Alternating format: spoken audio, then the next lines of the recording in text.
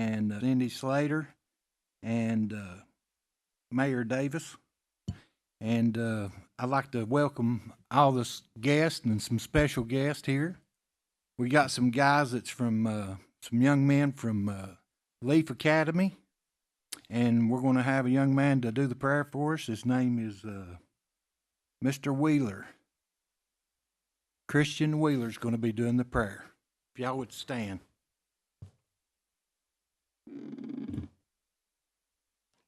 Dear Jesus, thank you for this day.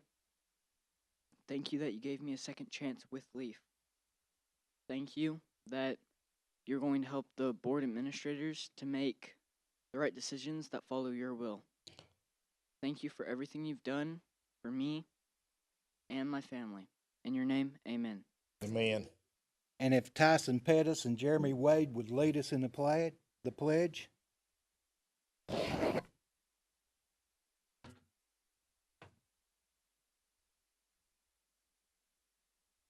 Stand, salute, pledge.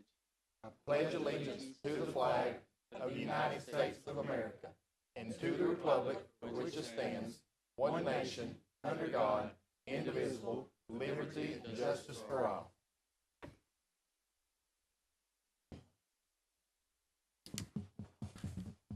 All right, we got the approvals of the October 21st agenda. Second. Going seconded. If you would, call Rose, please. Who's calling Rose? All those in favor. Is it all those in favor, say aye.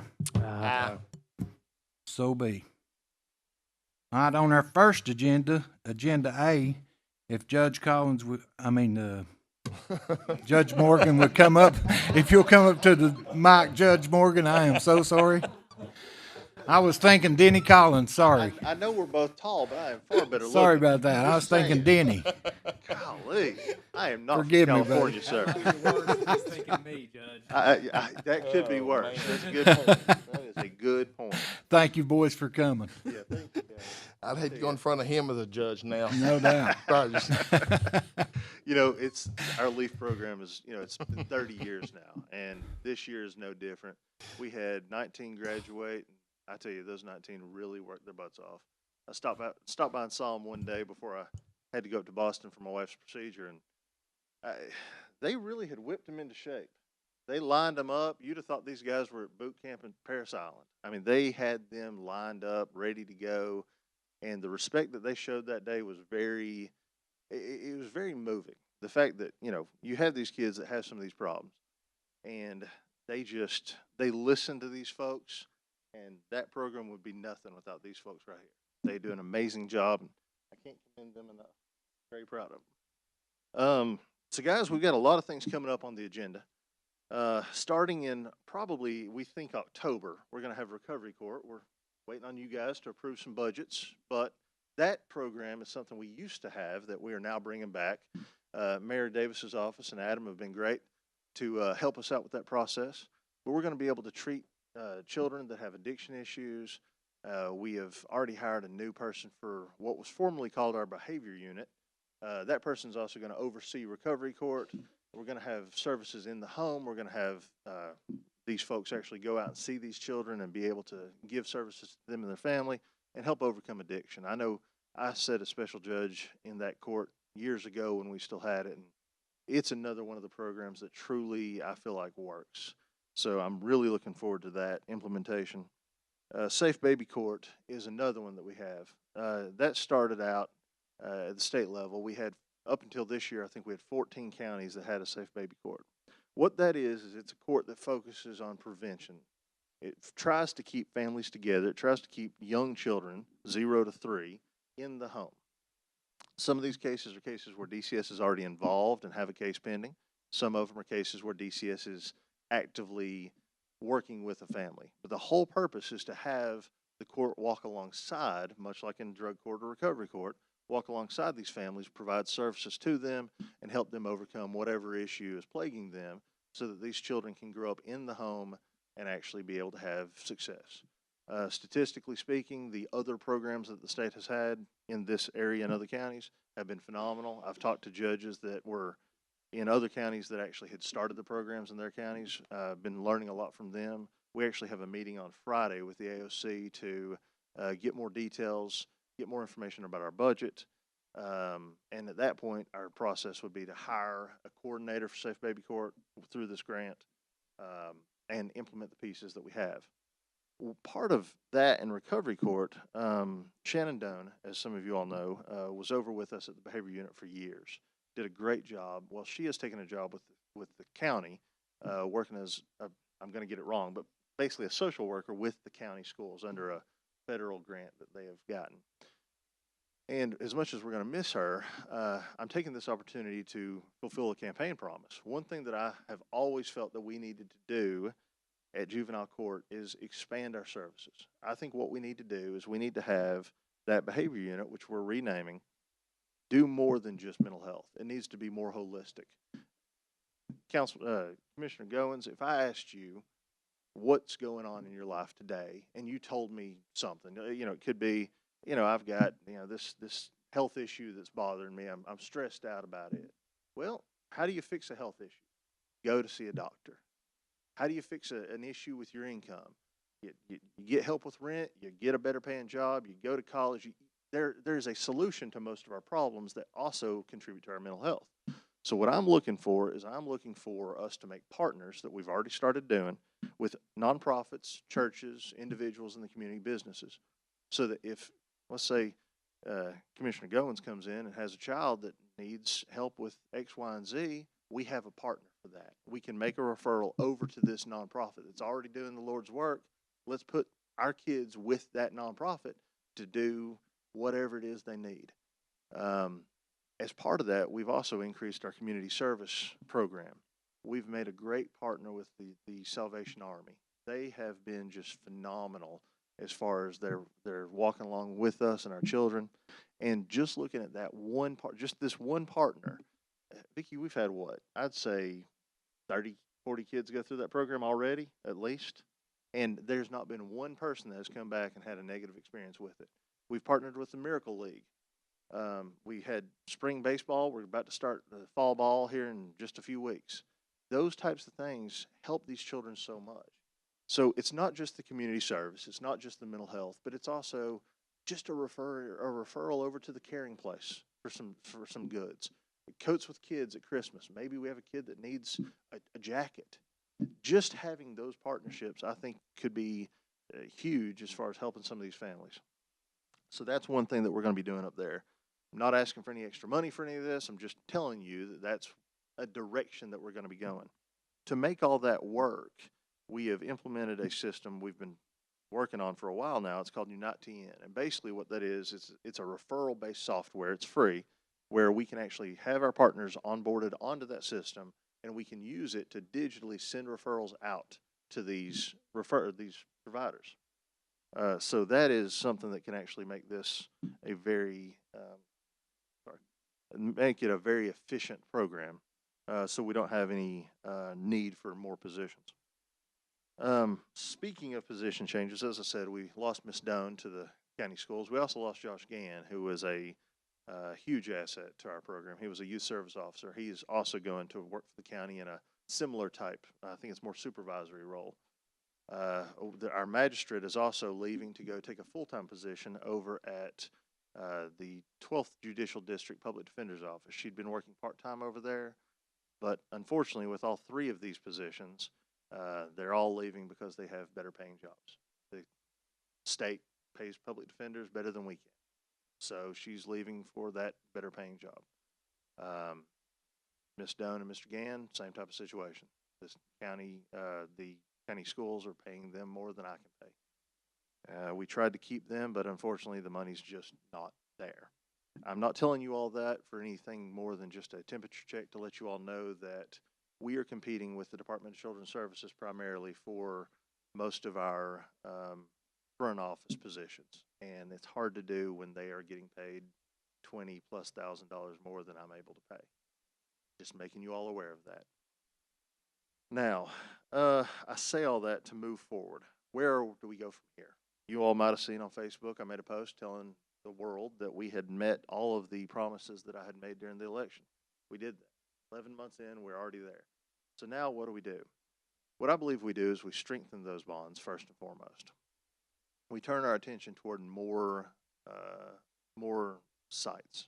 We look at strengthening partnerships, as I said, but one thing that I want to put in your head, not asking for it today, but what I'm wanting us to take a serious look at is a new juvenile justice center. The one we have, candidly, once we have Safe Baby Court in, we do not have any room for that person. When we hire for that position, I do not have an office available for that person. I'm putting my assistant in my office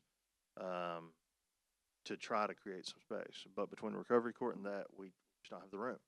We rented out space to blended recovery because of the fact that they provide services that we are going to need for recovery court, that we're going to need for Safe Baby Court. And having them in the building is a huge boon for those programs, not to mention juvenile as a whole. So at some point, I would like to have a serious discussion about what that looks like. Now, as a conservative Republican who cares about taxpayer dollars, I would tell you that I think there are some ways we can do it. I think if we step back and we take a look at what happened with the Pie Center, how that worked, we have enough partners that do the types of things that we need, mental health providers. We have other nonprofits that work with the court system, that if we created a juvenile justice center that was forward thinking, we could have rentals out to them, much like we have the Pie Center, and have them directly partner with us in that endeavor. So I think that we could offset some of our cost by the rentals to folks like Blended Recovery. CASA might be someone who would want to come with us. We've not discussed it because we clearly don't have a plan for a building. Not going to talk about rentals with somebody when there's not even a plan in place.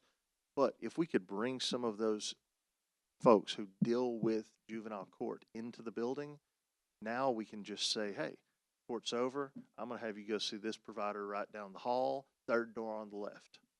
For many of our families, we have families every week that walk to court. That is not an uncommon thing. I remember when I was practicing, I had a family that walked 10 miles to come to court in the rain in December. I was representing them. That's not something that you see many people do, but it happens on a weekly basis. We have somebody who's getting there through those types of means. We have families who don't have any money and they're paying someone to bring them to court. So I've tried to be mindful of that when we set hearings, when we allow them to participate by Zoom.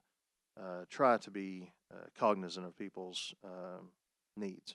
The other thing I would point out is we haven't had an increase in the court costs a decade or more. Right now, a civil case is $101.25. That's how much it costs to take one out. There are two statutes that we were looking over that actually, one would allow up to $25 per case that would actually go to court security. So that would actually be something earmarked specifically by statute for the court security, which would free up money that could be used in other ways. There's another statute that allows another $25 that we could charge that would come in. Last estimate, we have in my court alone about 7,000, 8,000 cases per year that are filed. I'll let you guys do the math, but you're looking, if you had that $50 to 300 to 7,000 cases, my math pulls that up at $350,000 a year. It's a pretty good drop in the bucket for debt service. So those are some conversations I'd like to have that directly impact you all in the future. I know Mayor Davis and I've mentioned it to him, and he mentioned that they had built some of the detention center 20 years ago, and that's fine. My problem is juvenile statutes require closed hearings for our cases. It also requires things like that children shouldn't be in shackles, things of that sort. The problem is I can't do those things. Courtroom's too small and too large for both of those. I don't have places for people to stay. I can't have closed hearings. It's not conducive to truly handling juvenile practice, juvenile court, the way that the statutes actually are written. So it's one of those that I would like to have this conversation with you all over the next few years, develop a plan and consider it. If it turns into a situation where we need to build on to the facility, let's have that discussion. But we're also going to have to talk about parking if we don't do anything else. Yesterday, we had 63 cases on the docket, and if it wasn't for the fact that I have a spot that figuratively has my name on it, I wouldn't have had a place to park. So right now, people are parking on the grass and on the mounds up at the top level. During COVID, and when we had court over there, or during the fire, when we had court over there, they were parking at the animal facility parking. We're going to have to do something at some point about some of it.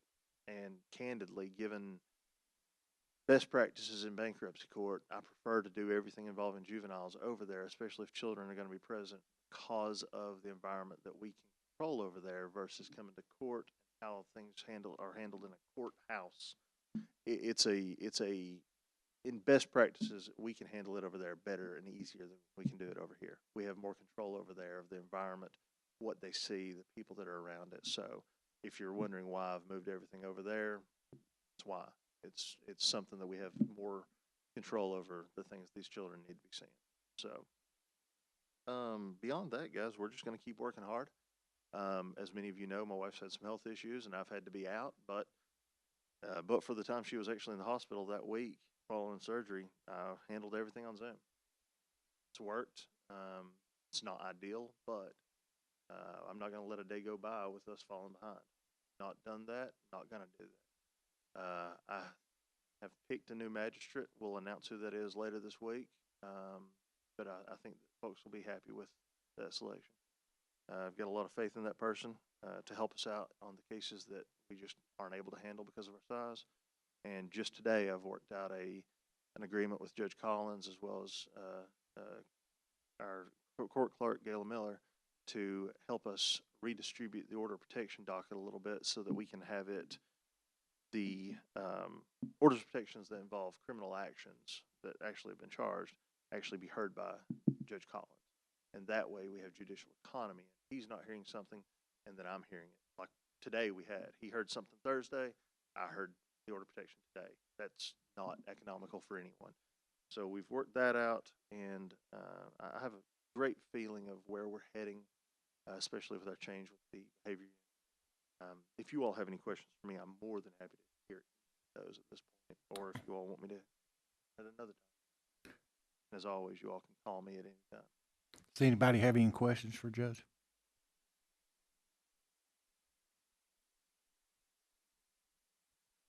All right. Not like Mile and Blake to be quiet, so I wasn't sure. That's what I was wondering. I know. All right, guys. Thank you. Thank you. Thank you. There's nothing to vote on there, is there? All right, the next agenda will be E and F, be by Miss Beatty. I mean by Vicky Towns, I'm sorry. Lori tells me I can sit right here and do it. Hey, if So I'm Lori gonna says sit so, it's all here. right with me. If Lori says it, then it's. That's exactly, it's is kind of what it like is. you and Judge That's right. Morgan. So I'm just going to talk about two things. One is the truancy, and I hope, I'm telling y'all, I've been talking about this for probably 5 years. I hope this is the last agenda that this is on, but I did want to give y'all the final status of that. Judge Morgan's talked a lot about it, and so we have met with both county and city SROs, and we've met with both county and city principals and attendance directors for schools. And so what happened with the help of Kevin Raper, and I will say I'm not sure that we could have got what we did without Kevin. He has been like a huge component of this. He connected us with a young lady in Nashville who helped us write a plan that we presented to the Commissioner of Education, and the Commissioner of Education approved it. And so we changed what is called, y'all have heard me refer to it many times, the tier system that reform gave us. We actually are able to put campus court in at the second level instead of the third level. And so that's going to change things dramatically. It's going to put us in a whole lot sooner. So those cases that we're hope that logistically, those cases that we're taking till, anywhere from 9 to 15 absences to get to campus court, now we can get at 3 to 5. Really, realistically 5. And so it's going to cut a lot of things out that the school system has to do. One of my complaints about this was that there was basically no fiscal bill with this, and so when they created this law, they didn't create money to pay schools or people in the schools in order to have somebody to actually do this. This in and of itself is a full-time job for every single school because of all the red tape you have to go through. So we cut all that out basically, and our mediators will be going in at the second level, and the process is similar, but we can get in a whole lot quicker. And so we're hoping that this actually may become a model across the state of Tennessee. The commissioner wants some statistics and stuff at the end of this year. And so if that happens, they may implement some of these ideas in other counties. And we've already been contacted by a few counties to provide our plan to them so that they can implement it and mirror what we're doing. So this is a win for us. It's a win for the school system, and it's a win for the kids, because the bottom line is we want the kids to be educated. And in order to educate them, they got to be sitting in some seats. And if they're not sitting in the seats, then we're not getting anything done. And so I hope, I will say, I will not say 100%, because as soon as I do, something will happen, but I'm 99.9% sure today's the last day you're going to hear me talk about truancy, because I'm hoping that it's effective. So I did want to update y'all, because the commissioners that have been on the commission that have worked through this, thank you for going to bat for us and to make those connections. You all have talked to committees, you've talked to representatives, and that has been a huge help for us. So I appreciate that. Yes. That's good news, Vicki. We have been working on that quite a bit. Just on the tier system, Yes. when we were told about that, and we talked to you and the others about that, if I remember correctly, it almost allowed a student to go about 50, 60 days before anything could be done at your level, as far as them being out. If I understood the tier system, and we've always said that if the tier system is good for other counties, so be it, but let us decide our own. Is that kind of what happened? Yes, because what happens is some other counties don't have a campus court. They had nothing. So the tier system for them at least gave them something. For us, we had campus court. We had people that could go in, for instance, and sit down with that family that it may just be a bus incident. It may be that the parents are putting them on the wrong bus and nobody ever communicated that. And so by our mediators sitting down and saying, okay, what bus are they on, and talking to, like with the county, it'd be Terry McElhaney, talking with him and finding out those things and that information, it cuts a lot of that out. So yes, we were getting some with absences by the time they come to us with excessive amounts of absences. So that's gone. Okay. We are, in theory, we are saying I'll yes. take theory. And we're hoping, yes, we're we should know in the next couple of months how it's filtering down. The good thing is the commissioner has kind of given us some leadway with, if something's not working, I can send something to her and revamp it. And so she's been very, very helpful. With respects to the campus court and how it was funded, a while ago, it was kind of like 1/3 came from the city and 2/3 from the counties. That they, a while back, that's how it was. Back. Yeah, Yes, and didn't that kind of stuff. all of it's in our budget now. So the all campus court is 100% in your budget. We have two staff members. We have a mediator and a facilitator, and both of those are in our budget. They've been in our budget for a couple of years now. Well, thank you very much for working hard on that. I Sure. appreciate it. It's good news. Thank you, Mr. Chairman. Okay. The other thing, and I just like to let you all know, because I think this is important to highlight different staff members, you know, because it's not about me sitting here, it's about our staff. And, you know, this is not detention, but just to point out, we have some of our leaf staff that are YSOs here, and Josh Radford, who is going to take Shannon's place upstairs with the behavior unit, and then Ben Absher, he is Judge Morgan's right-hand man. It's not just about one person, it's about all of us. And so I want to make sure that they're pointed out today, and the importance of them. But our detention center very rarely gets highlighted, and so I like to highlight them. And we had, every year we have so many unannounced visits, and then we have an announced visit. And that means they come to our detention center, they walk through, they check our files, they check how clean our facility is. They talk to the kids that are in detention to find out how they're being treated. There's a whole bunch of things that they do for us to be in compliance. And so, back in May, we had that was our last unannounced visit. And so with that unannounced visit, we had 0 findings. That means that there was nothing for us to improve on. There was nothing faulted. The facility was cleaned. It was very positive report from them. And so I always like to highlight them because they are the behind the scenes people that do a hard job.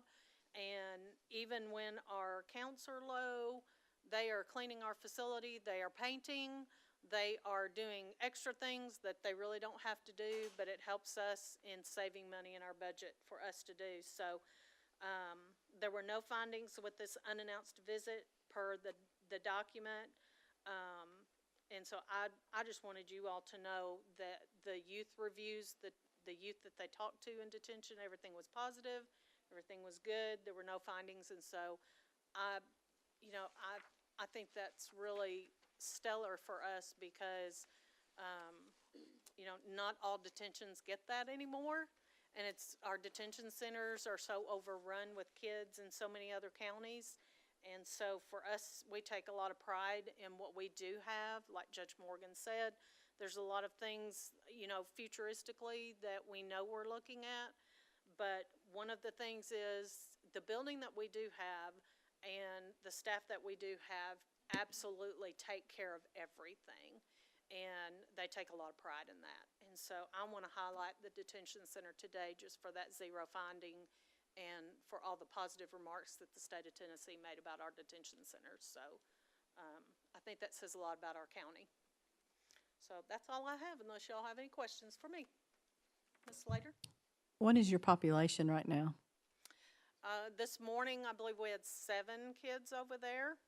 And it's kind of one of those open-ended questions because we may have 7 today, and I may walk in the morning and we have 14. It's just the nature of the beast, and with the state of Tennessee and their problems of finding placements to hold. Obviously, y'all know we're a holding facility.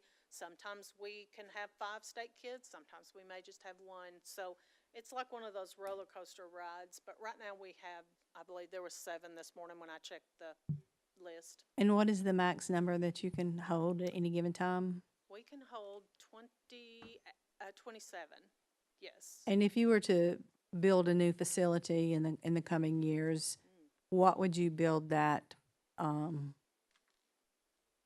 What would you want the population to be for the new building? What would you like to be able to hold? I'll let you field that. So it's complicated, and part of that is something that I want to talk to the state about.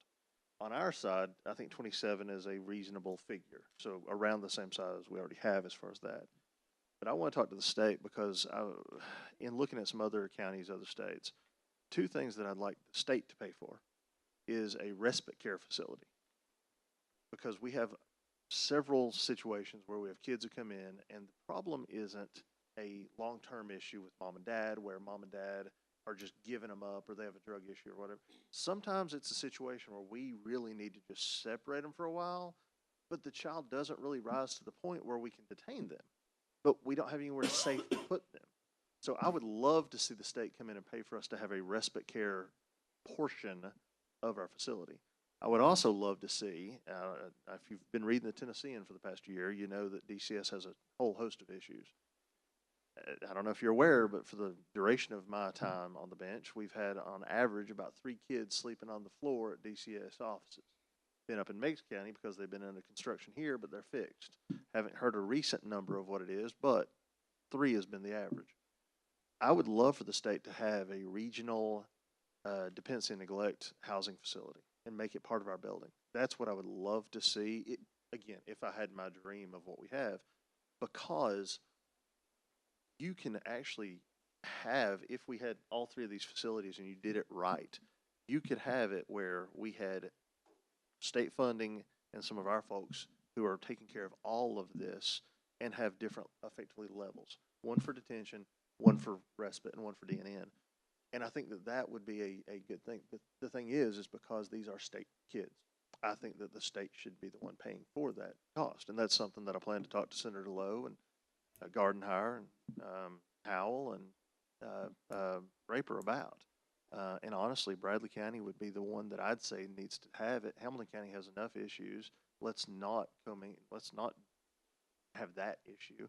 But for the Bradley, Polk, McMinn, Monroe, Meigs, I mean, those types of counties, we would be a perfect spot to do something like that so that kids are actually sleeping in beds, not sleeping on cots on the floor at an office.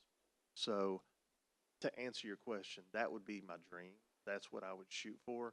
But as far as our size, as far as detention, I think we're about right. I don't really see. Now, I will tell you this. We did have a case yesterday that we've been dealing with for a month now, it feels like. A child that has been engaged in gang activity. So that issue's coming. I mean, it's there.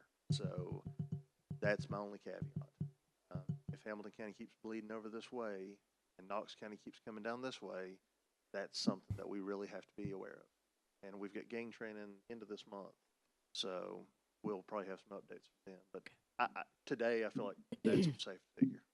So. Thank you. I appreciate it. Anybody else? Anybody else? I Mama? had one question, but it's not related to that. Did you get your vehicle? We did. Okay. Wonderful. Thank y'all. We did. And I should have pointed out, and I forgot, one of the most important people, Melita, as part of our staff too, because I appointed the staff here. So I just wanted to highlight Melita as well, because she does a lot of work, and she did a lot of work on the vehicle.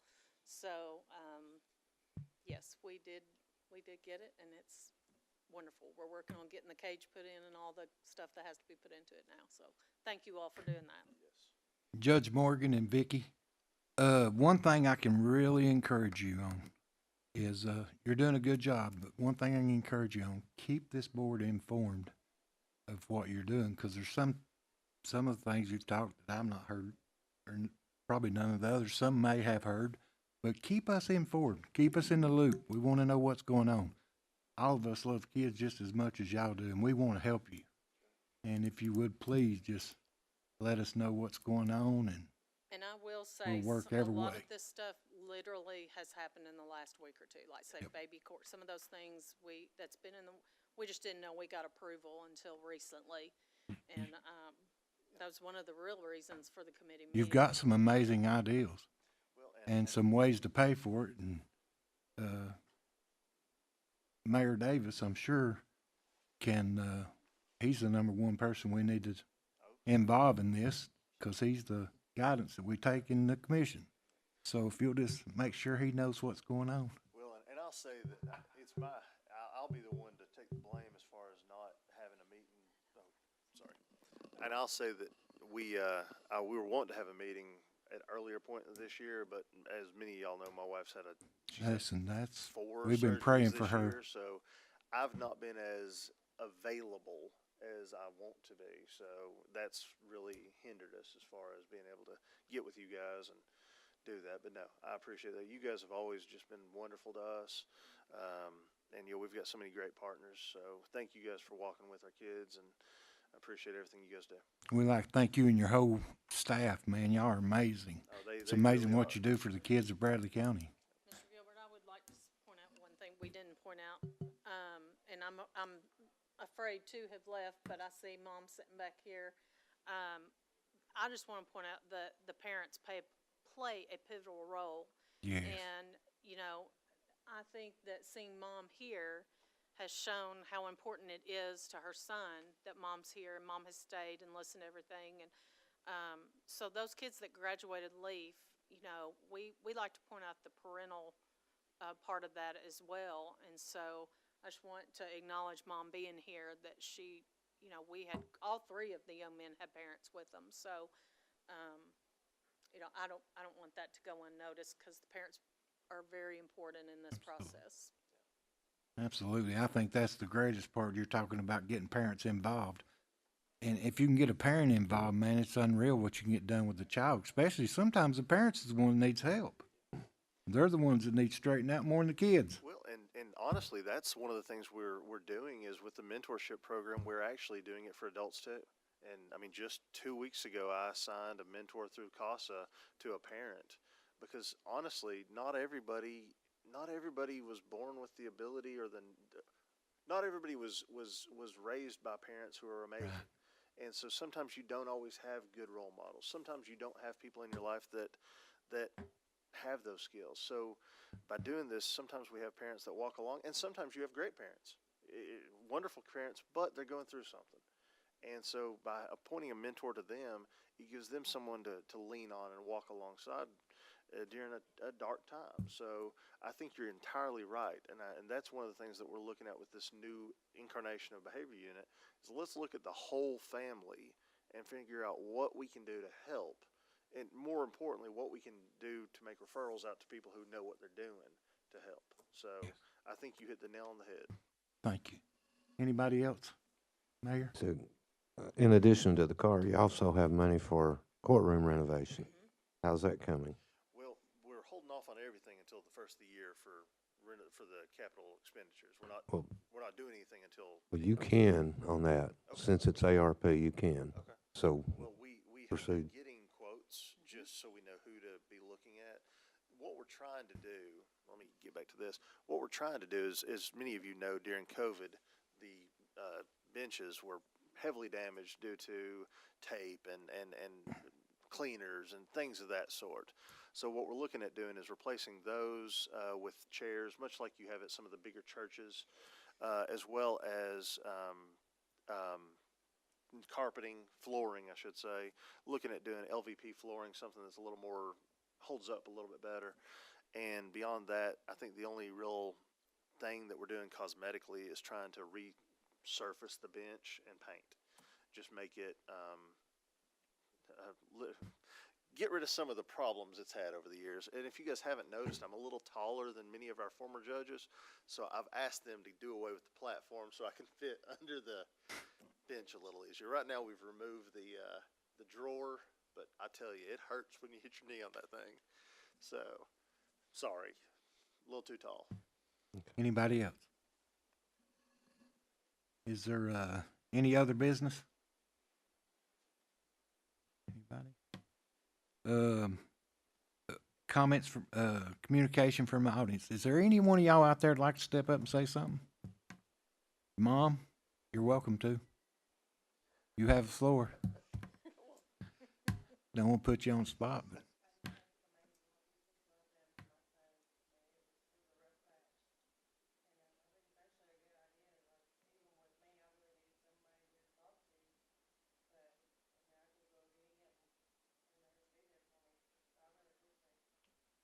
Wow. Ladies? Anybody else? All right. Reckon this meeting's adjourned.